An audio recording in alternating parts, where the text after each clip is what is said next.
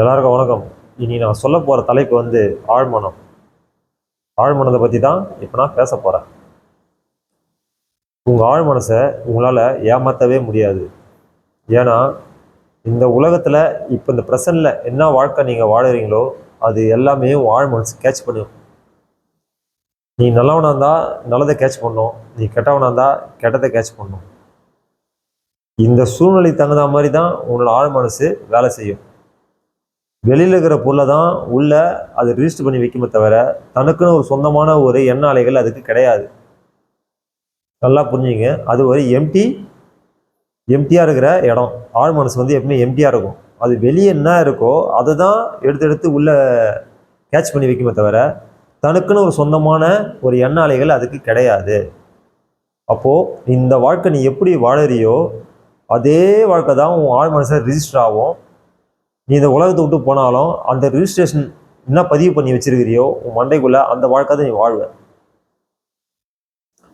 இப்போ சாதாரணமாக இருக்கிறவங்களுக்கு 2 மனநிலைக்கே வேலை செய்யும், நல்லது கெட்டது.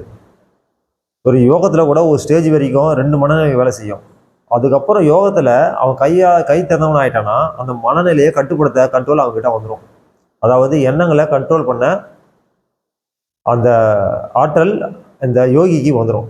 அப்போது அவரால் இந்த பிறப்பு இறப்பை அவரால் கண்ட்ரோல் பண்ண முடியும். ஆனால் சாதாரணமான ஆளுங்களால் அது முடியாது. அப்போது நீ என்னென்ன பதிவு பண்ணி ஆழ் மனசில் ரிஜிஸ்ட்ரேஷன் பண்ணி வைக்கிறியோ வெளி மனசில் அது அப்படியே உன்னோட ஆழ் மனசில் ரெக்கார்ட் ஆகி இந்த உலகத்தை விட்டு இந்த உடல் மறைஞ்சு போன பேர் கூட இந்த மைண்ட் செட்டில் நீ என்ன மைண்ட் செட்டில் இருந்தியோ அதே மைண்ட் செட்டில் தான் நெக்ஸ்ட் ஜென்ரேஷனில் நீ உன்னோட காற்று வளையம் சொல்லணும். புரியுதுங்களா? இதுக்கு பேர் தான் கருமா. கருமானா கரு உள்ள இருக்கிற இடம் அர்த்தம். கருமையான இருக்கிற இடமும் கூட சொல்லலாம். ஏன்னா காற்று கருமையான இடத்த தான் உருவாகுது. அப்போ உங்களோட ஆழ் மனசை நீ எவ்வளவுக்கு எவ்வளவோ இந்த வெளி மனசுல தொடர்பு படுத்தி எவ்வளவுக்கு எவ்வளோ நீ சுத்தமாக வச்சிருக்கிறியோ அந்த அளவுக்கு உன்னோட ஆழ் மனசு சுத்தமாகும். இதனால தான் நம்ம முன்னோர்கள்லாம் பூஜை புனஸ்காரம் சாஸ்திர சம்பிரதாயம் நல்லதை பாரு, நல்லதை பேசு, நல்லதோட பழகு. ஏன் அதை சொன்னாங்கன்னா உன் ஆழ் மனசு கெட்டு போகக்கூடாது.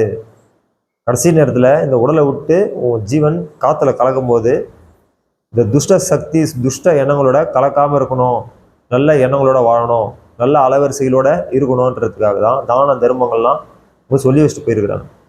ஆழ் மனசு ஒரு எம்டி மைண்டு. வெளியே இருந்து தான் அது மெசேஜ் உள்ளே போகுது, உள்ளேருந்து எந்த மெசேஜும் வராது. அது ஏற்கனவே வெளியேருந்து சேர்த்து வச்ச எண்ணங்களை தான் அது உனக்கு உற்பத்தி ஆகி கொடுத்துக்கிட்டே இருக்கும். புரியுதுங்களா? இப்போ நம்ம வாழ்க்கை வாழறதுக்கு எதுக்காக வாழறோம்னா ஒரு எண்ண அலைகளுக்காக தான் வாழறோம். எண்ண அலைகள் இல்லைன்னா நீ இல்லை, நானும் இல்லை, யாருமே இல்லை, இந்த உலகமே இல்லை.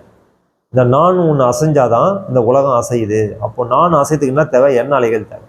அப்போ எண்ண அலைகள் ஒன்று இருந்தால் தான் வாழ்க்கைன்னு ஒன்று இருக்குது.